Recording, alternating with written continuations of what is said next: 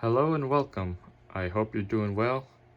In this video, I got my little bug engine here, all in pieces though, because today I'm going to be working on this fuel pump down here.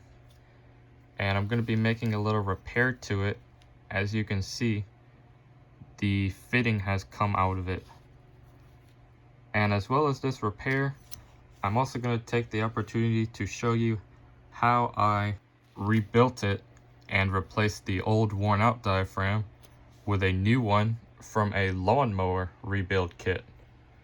So all that coming up, but first, if you haven't watched my previous video on this, which is kind of related to this whole ordeal, I encourage you to go watch it, as I took you along the process of how I dismantled the engine.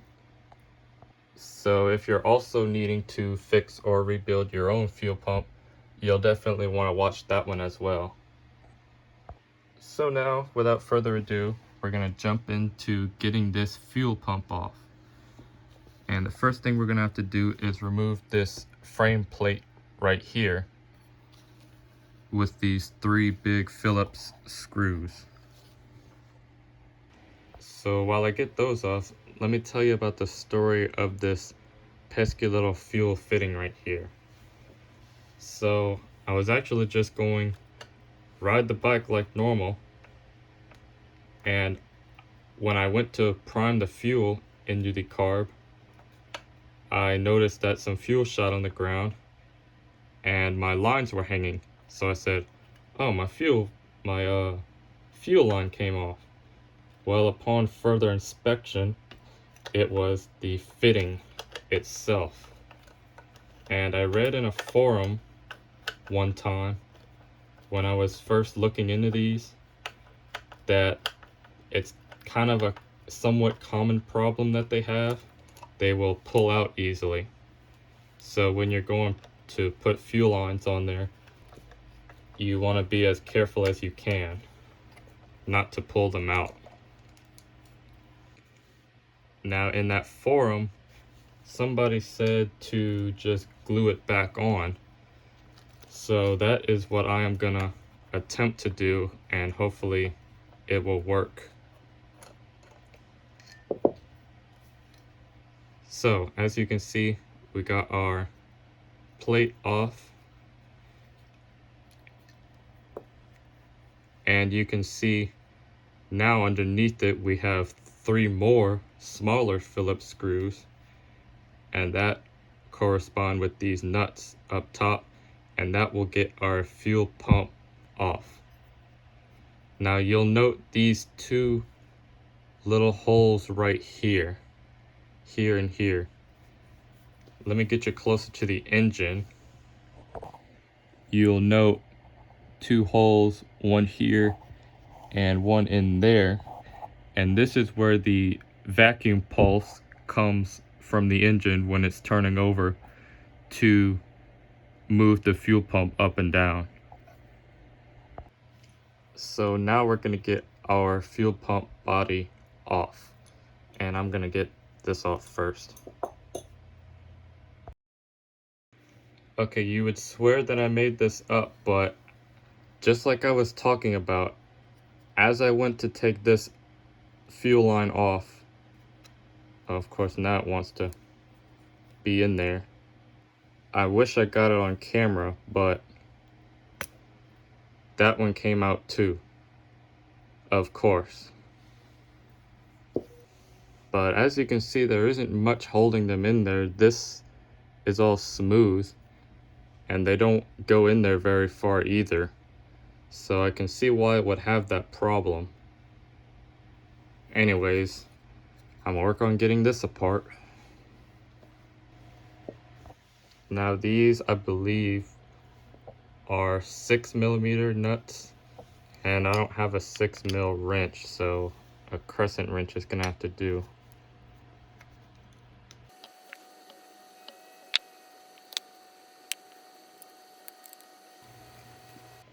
Now before you go and lift this thing off, you want to look at it and be mindful of what position it needs to go back on there. And as you'll see, if we fold it over lengthways like a book, you will see how all of the diaphragm parts and valve parts line up when you put it back down. So as you can see, we have our metal fuel pump body.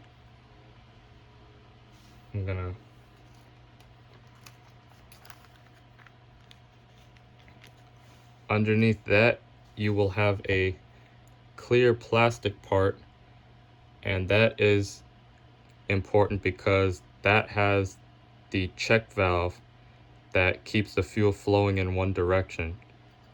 So next, we're gonna carefully lift that off. Just be careful not to tear anything.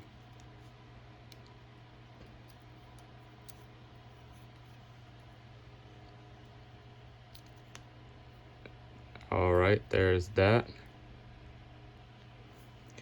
Next thing is gonna be the rubber diaphragm.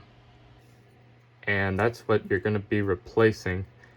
Now to get that off is gonna be a trick because on both of my engines, they were really stuck to this plate. In fact, even after only a few months after replacing mine, it seems to be stuck on there pretty good again. So you'll want to carefully work it off with an X-Acto knife and pop that off of there. It'll be kind of like rubber on top, but it's on top of a sort of cardboard disc. You'll see in some pictures that I'm going to show you, because right now I'm going to show you some pictures that I took back in September when I was first getting this up and going, this and my other engine going, and I rebuilt both of the fuel pumps, and I took photos as I went along. So both of my engines, when I got them, the fuel pumps were bad. This one would pop off and start running and you could get it going, but once you really got on the throttle, it would lose prime, air would come up the line to the carburetor, and then it would start stalling. If you reached over and kept priming fuel into it, it would run. Same thing with my other one, my Bike Bug Deluxe engine on my tricycle. And after opening them up, both fuel pumps were worn out and like paper. So most likely when you go to restore one of these after being out of use for several years, you'll have to replace the fuel pump. So let me show you those pictures I took and tell you about how I rebuilt both of mine. So here you can see is my rubber diaphragm of my fuel pump removed from the metal plate. Now this is the bottom of it. As you can see, this is that kind of the hard paper side I was talking about. And here in this picture you can see the top of it, which is the side that we looked at. And as you can see, I have cut the two circular diaphragms out of the piece. You can see those sitting off to the side there. And you can also see that square piece of rubber, and that is our new material that we will use to make our new diaphragm with. And this is actually from a rebuild kit for a Briggs Stratton riding lawnmower. However, it doesn't have to be a specific kit that you can use for this process. As long as you have a diaphragm material that is large enough to replicate the shape of the circle one on the Bike Bug. And as you can see in this picture, I have the metal fuel pump body sitting on top of the diaphragm. But you might notice that that's a different diaphragm piece, and it's from the same kit. It comes with both of those two diaphragm pieces. And I was actually able to make two diaphragms from that one fuel pump rebuild kit, one for my bike bug for the blue bike and the other for the bike bug deluxe on the Schwinn Meridian tricycle. So from the one lawnmower rebuild kit, I was able to make 2 bike bug fuel pumps. So anyways, to make this our new diaphragm, we're going to want to sit the metal body on top of the diaphragm like this, and we're going to want to mark out those 3 bolt holes. Reach down in there with a tack and score the diaphragm to make some marks. And then what I did was I took a toothpick and opened those holes up larger. And then once they were large enough, I actually stuck the bolts through them to enlarge them to the final size that they needed to be. Now once you have those 3 bolt holes cut out, we are going to reassemble the fuel pump like normal, but with the new diaphragm in the equation. We are still going to use that first diaphragm piece that we removed, but we cut out the old worn out rubber. So we're going to lay that down first against the metal frame plate in the same orientation that it was before. That's important. Then after that, we're going to lay our new diaphragm on top of that. Don't worry about cutting it out into the circle. We're going to do that once it's all assembled. So first, the original fuel pump diaphragm, and then we're going to lay our new rubber from the lawnmower kit above that. Then we're going to put our clear plastic piece, which is the check valve, on top of that. Then once that's on, just like it would normally go together, we're going to put the metal fuel pump body with the fittings on over all of that. Again, making sure that everything is in the right orientation. You want to make sure that check valve is facing the right way too. Then once that's on, you can put the nuts on the bolts. And then you can tighten them all down. Make sure to tighten them snug, but don't over tighten them. You don't want to crack that metal piece. Now once you have all that bolted together, you can come with an X-Acto knife and cut all the excess material from that new rubber around the metal fuel pump body. And then after that, you're done. That is the process that I used to rebuild both of my bike bug engine fuel pumps using a lawnmower rebuild kit. Again, you don't have to use a specific one as long as you have enough material to replicate the size of the bike bugs. In any case though, I will link the fuel pump kit that I used down in the description below. So check that out, but keep that in mind. You don't have to use that one as long as you have enough material to make a new diaphragm. So that's how I rebuilt my fuel pump as far as the diaphragm goes. Now let's get on to hopefully repairing these fittings. Now, I wasn't sure what glue to use, and there's probably a few different ones that would work. I'm not sure which one would work best, but I've settled on using super glue gel. So I'm going to use that to hopefully reattach those to the fuel pump body. As you can see, I've cleaned the surface off some, and before we glue them in, I'm going to lightly sand these with some 220 grit sandpaper.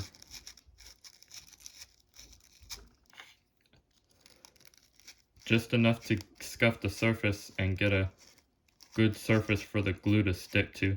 We don't want to take much of the material off. Next, I'm going to do the same to these ports on here using one of these sanding sticks that you can get at a Hobby Lobby. They have a pointed end, which is good for things like this.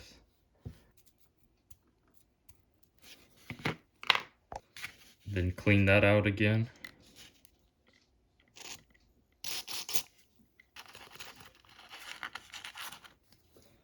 And now we're ready for glue.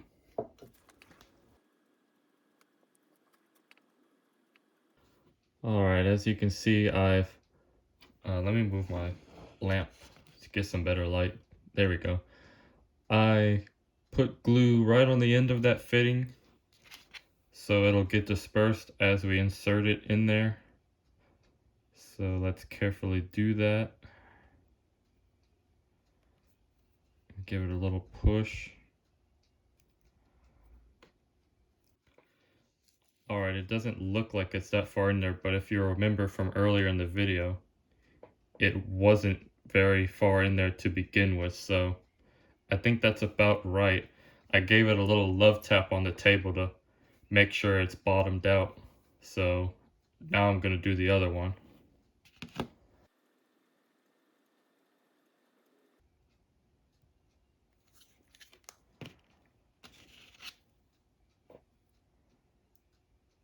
It's going to be kind of hard because they're somewhat pointed at each other, as you can see.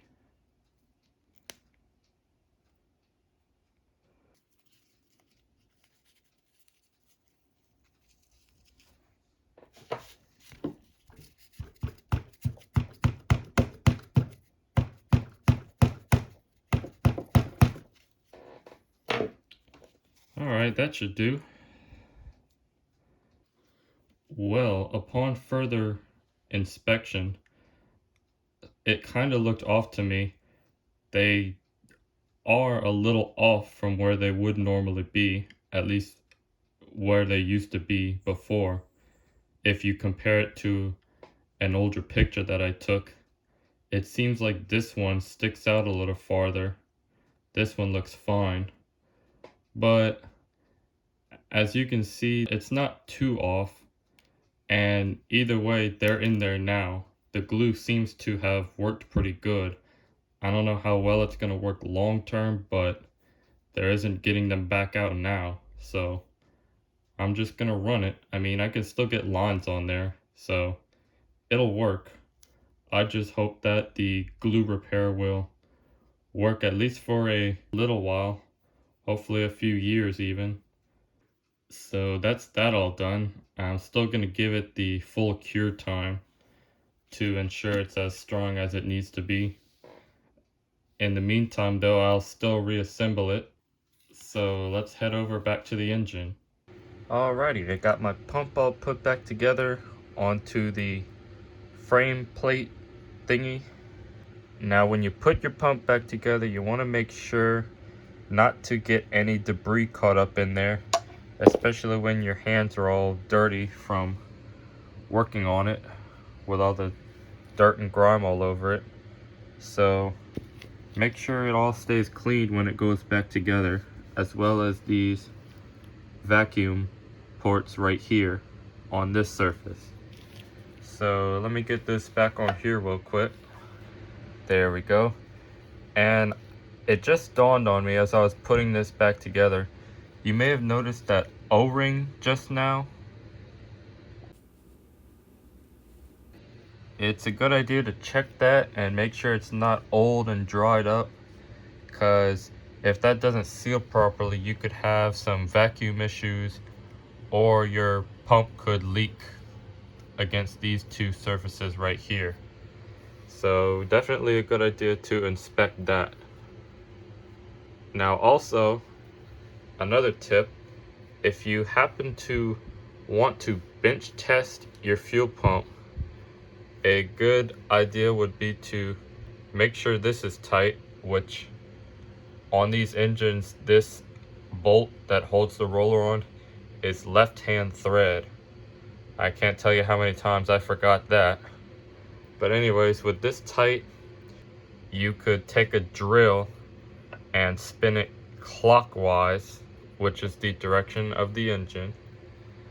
And with some fuel lines hooked up and the inlet put in a cup of fuel, you could test the fuel pump that way on the bench. Just a little tip I thought I'd throw out. Well, anyways, that's it regarding my little fuel pump repair ordeal. and I'm hoping it holds up. And this is the first time having to do this, so if you have the same problem and you do the same repair, at this time I can't give you a long-term experiment result. So I guess maybe sometime in the future I will do an update video regarding that, or we'll be right here again taking it apart and maybe trying something else. But I'm hoping it holds together. Anyways, that's gonna do it for this video. I hope you have found it helpful in maybe repairing your fittings or rebuilding your fuel pump diaphragm, because as I mentioned, as old as these things are, they're gonna at least need it at some point. And with no replacement parts available, this is a good example of making something work with what you can come up with when you don't have replacement parts. But anyways, hope you enjoyed the video and maybe found it helpful. And I want to thank you for watching, and take care. See you in the next one.